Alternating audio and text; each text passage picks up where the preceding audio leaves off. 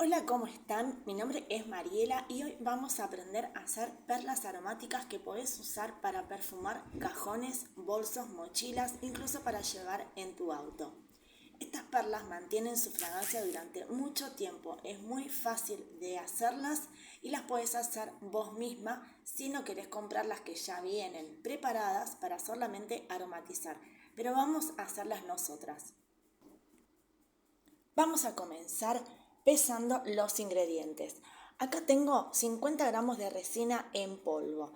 ¿Qué es este producto? Este producto ya viene así preparado para hacer diferentes manualidades. Acá lo vamos a utilizar para hacer nuestras perlas porque además tiene la capacidad de que al ser poroso absorbe muy bien las fragancias.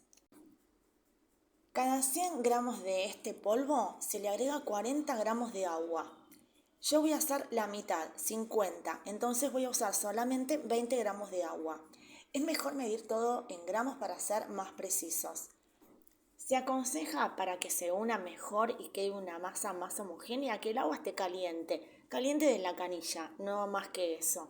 Pero si no, no pasa nada, lo podés hacer igual. Hay muchas formas de hacer estas perlas. Podés directamente comprar las que ya vienen para aromatizar. Podés hacerlas vos con arcillas, con cerámica bizcochada. En la cajita de descripción te voy a dar estas opciones y vos elegirás cuál es la que mejor se ajusta a lo que estás buscando. De todas maneras, siempre recordá que esto tiene que ser algo poroso. Por lo tanto, la porcelana fría no es aconsejable para este tipo de aromatizantes.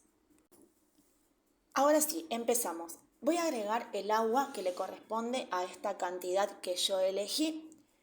La vamos a mezclar. Una vez que se forman grumos, es momento de que empecemos a amasarla con las manos.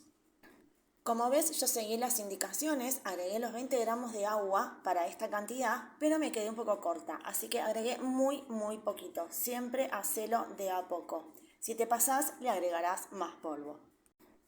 Una vez que ya logramos esta masa como una plastilina, yo lo que hago es darle esta forma y si al plegarla se te quiebra, como en este caso, quiere decir que todavía le falta un poco más de amasado. Así que seguimos amasando hasta lograr que cuando la doblamos no se parta. Quiero mientras tanto recordarte que podés suscribirte si aún no lo hiciste y activar la campanita para que YouTube te avise cada vez que subo un nuevo video. Dicho esto, seguimos. Cuando ya está lista, toma pequeñas porciones para formar las perlas. Si deseas que todas sean del mismo tamaño, podés pesarlas con una gramera o bien formarlas a mano, ya que es un proyecto artesanal y el tamaño puede variar un poco. Cada perla pesa aproximadamente 3 gramos.